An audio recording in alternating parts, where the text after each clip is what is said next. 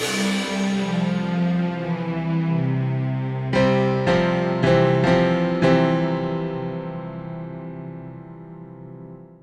Mike Tolliver, and welcome to a special edition of ICOC Hot News.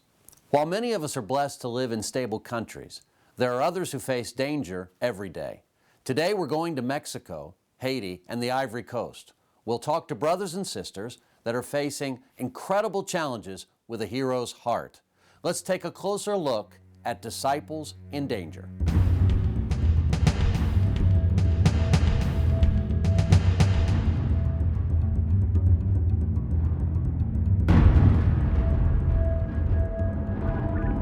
The U.S.-Mexico border is in turmoil. Towns like Juarez and Reynosa have become some of the most dangerous cities on earth. Disciples there are living in a war zone between rival drug cartels battling the Mexican police and the Mexican army. We spoke with disciples on both sides of the border. Many of you are probably familiar with the situation in Juarez, Mexico right now. Juarez right now has 4 times the murder rate of any other place in Mexico. The city across the border, El Paso, Texas, has had only 5 murders the whole year, while its sister city right across the border has had over 3,100. Yet the church in Juarez really continues to build on God's kingdom. They had a conference this year for men and baptized 2 men out of that conference. They're restoring people. These people are truly heroes in the faith.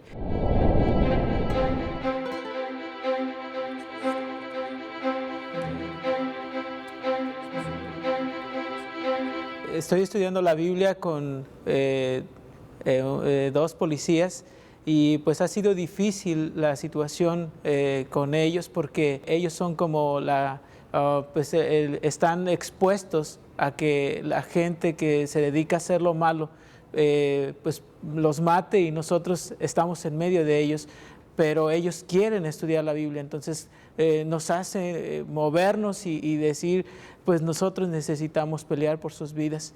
Pero siento temor por mi esposa, siento temor por nuestro futuro, pienso que a un día podríamos tal vez llegar a morir ahí en medio de las situaciones que existen, pero sabemos que vamos a estar un día con Dios en el cielo. A veces hemos pensado en irnos, pero pensamos en la gente también que está ahí y que no tiene a Dios y por eso decidimos quedarnos.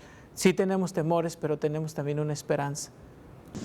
Well, I remember once that I was at work and my wife was at home and a gunfight broke loose at about some 300 meters away from home, and they were throwing grenades and using machine guns. So I got the news at work and I contact her on the phone, and I just remember being scared for her and not being able to be at her side.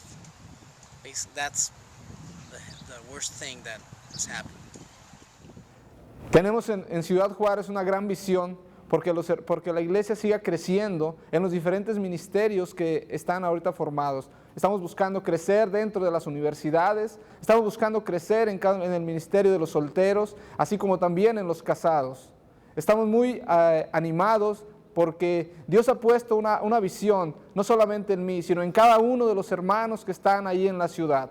La situación es difícil, pero todos estamos unidos y creemos que Dios puede hacer más de lo que nosotros imaginamos o pensamos. Queremos sentir el mismo espíritu que Jesús tenía en el primer siglo cuando enseñaba, cuando ellos estaban haciendo discípulos. Hoy queremos sentirlo en nuestra ciudad que tanto hoy estamos aprendiendo a amar, que es Ciudad Juárez. It's hard to imagine the danger these disciples face every day. We need to be praying for their safety. But more than that, we need to imitate their courage. While the bullets are flying, our brothers and sisters are sharing their faith and helping the poor. Their courage is an inspiration to us all. In January of 2010, an earthquake struck Port-au-Prince, Haiti, devastating the city. The government estimates 300,000 people died. 1 million were left homeless. Today, the disciples are facing riots and a collapsed infrastructure. They've been hit with hurricanes, and cholera has struck almost 200,000 people. most basic services are not back online. Mark Ottenweller from Hope Worldwide was in Haiti recently for the one-year anniversary of the quake, and he found a faithful, courageous group of disciples getting back on their feet.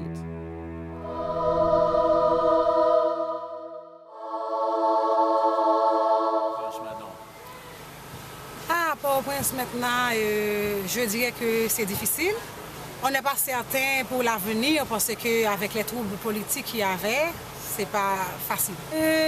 Au mois de décembre, il y avait beaucoup de violence. On brûlait des pneus dans toutes les rues, non seulement à Port-au-Prince, mais dans les villes de province également. Il y avait des gens qui ont été tués, qui étaient blessés également.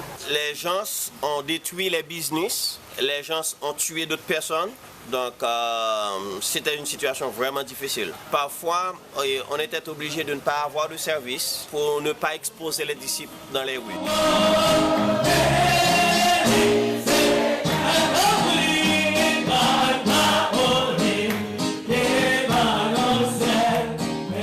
Et troisièmement, il y a la maladie choléra qui fait rage.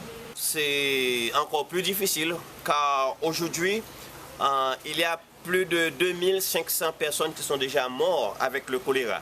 Et il y a plus de 20 000 personnes qui sont dans les centres de santé pour être traitées. Hope a aidé beaucoup. L'équipe de Hope d'Haïti a pris beaucoup d'initiatives pour prévenir le choléra. La façon dont nous encourageons l'Église, c'est de savoir que tout ce qui arrive ne dépasse pas le contrôle de Dieu. C'est ça notre espoir, c'est ça notre force. Parce que nous savons que notre Dieu est tout-puissant. Il nous a fait promesse dans sa parole qu'il prendra soin de nous. Haiti is exceptional because, praise God, Hope Worldwide has been on the scene. And thanks to the over $1 million in contribution from the ICOC, their progress is impressive. Along with Shelter Box, they've provided 50 large tents. They've served 320,000 meals. They've set up a school for 90 children and provided 1,750 medical consultations. They purchased over 2 acres of land and they're building 40 small homes for the disciples who lost their homes in the quake. They've provided vocational training for 72 disciples, and they've assisted orphanages and schools with technical support, training, and cholera prevention. Indeed, not one disciple has come down with cholera yet. All of us can be proud of the job Hope Worldwide has done in Haiti. And here at Hot News, we're inspired by the courage and the joy of these disciples who are facing disaster, disease, and riots with amazing faith. Let their joy challenge us all to trust God more and to do everything without complaining and arguing. In the Ivory Coast in West Africa, the entire country is locked down due to post-election violence that began in November, when the two presidential candidates both claimed victory.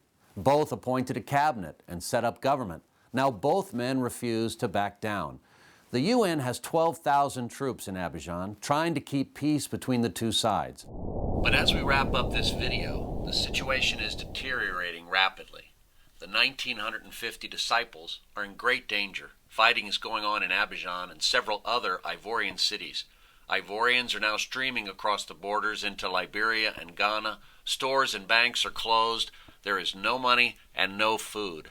Roughly 100 disciples and their children have taken refuge at the Abidjan church building, located in a neighborhood that is still peaceful. Gunfire and artillery is heard every night. The Kojani family fled the fighting in their neighborhood with only these plastic bags of belongings.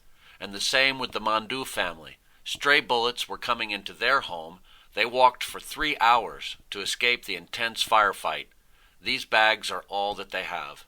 Francis Dassé, lead evangelist, explains in French. Il faut dire que la situation que nous vivons est une situation. The situation is very difficult because the politicians are using ethnicity to their advantage. We have more than 60 different tribes in Côte d'Ivoire, and we have all 60 in the church. We have called the disciples to be united, saying that in the church there is neither Jew nor Gentile, and we are not going to let the divisions of the world enter into the church. And so the church is doing very well right now. Even though each member voted for the candidate they preferred, the brothers and sisters are very united. Two things strike us about Abidjan. First, we need to pray fervently that God would quickly resolve the situation. These are desperate times, and they need our fervent prayers. But we also cannot help but be inspired by their incredible bravery. Worshipping together with artillery fire in the distance is not easy. These are gutsy people who are giving us all a great lesson in raw courage.